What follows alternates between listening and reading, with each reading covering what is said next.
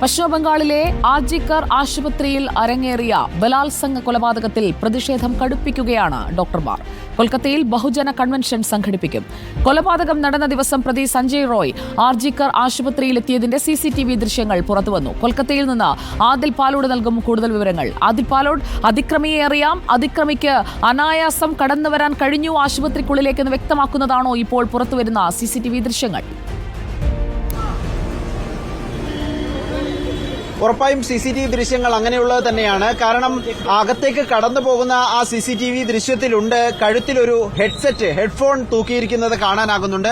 ഇതേ ഹെഡ്ഫോണാണ് കൃത്യം കഴിഞ്ഞ ശേഷം പോലീസ് പരിശോധിക്കുമ്പോൾ ഈ മൃതദേഹം കിടന്നതിന്റെ സെമിനാർ ഹാളിന്റെ മൃതദേഹത്തിന്റെ തൊട്ടടുത്ത് ഒരു ഹെഡ്ഫോൺ കിട്ടിയിരുന്നു. നിർണായകമായി സഞ്ജയ് റോയിലേക്ക് തെളിവുകൾ എത്തിയത്, ഒപ്പം അന്വേഷണവും എത്തിച്ചേർന്നത് ഈ ഹെഡ്ഫോണാണ്. ഈ ഹെഡ്ഫോൺ നമുക്കിപ്പോൾ ലഭിച്ചിരിക്കുന്ന പുറത്തു വന്ന ദൃശ്യങ്ങളിൽ വ്യക്തമായി കാണാനാകും എന്നുള്ളതാണ് ഏറ്റവും പ്രധാനപ്പെട്ട കാര്യം. ഇന്നത്തെ പ്രധാനപ്പെട്ട ഒരു വാർത്ത അതായി മാറുകയും ചെയ്തു.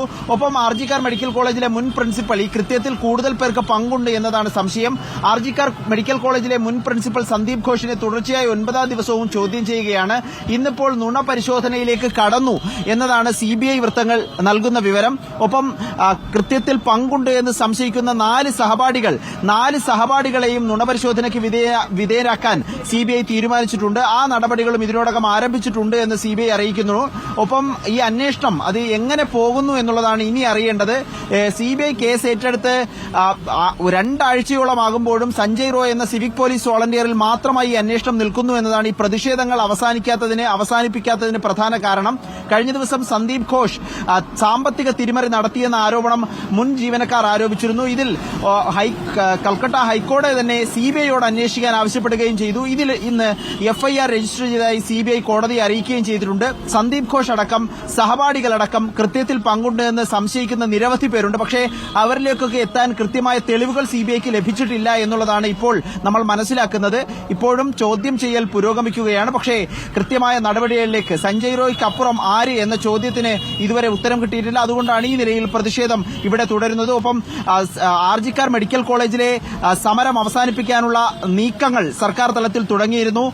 DME ജനറൽ എഡ്യൂക്കേഷന്റെ മെഡിക്കൽ എഡ്യൂക്കേഷന്റെ ഡയറക്ടർ വെസ്റ്റ് ബംഗാളിലെ ചുമതലയുള്ള ഉദ്യോഗസ്ഥൻ ഇന്ന് വിദ്യാർത്ഥികളുമായി ചർച്ച നടത്തി, ജൂനിയർ ഡോക്ടറുമായി ചർച്ച നടത്തി സമരം അവസാനിപ്പിക്കാൻ ആവശ്യപ്പെട്ടു. പക്ഷേ സമരം സമവായത്തിൽ എത്തിയിട്ടില്ല എന്നുള്ളതാണ് വിദ്യാർത്ഥികൾ അറിയിക്കുന്നത്.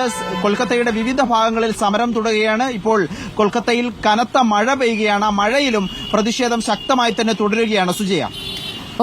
ആർജിക്കർ ആശുപത്രിയിൽ നിന്നാണ് തത്സമയ വിവരങ്ങൾ നൽകിയത് ആദിൽ പാലോട്.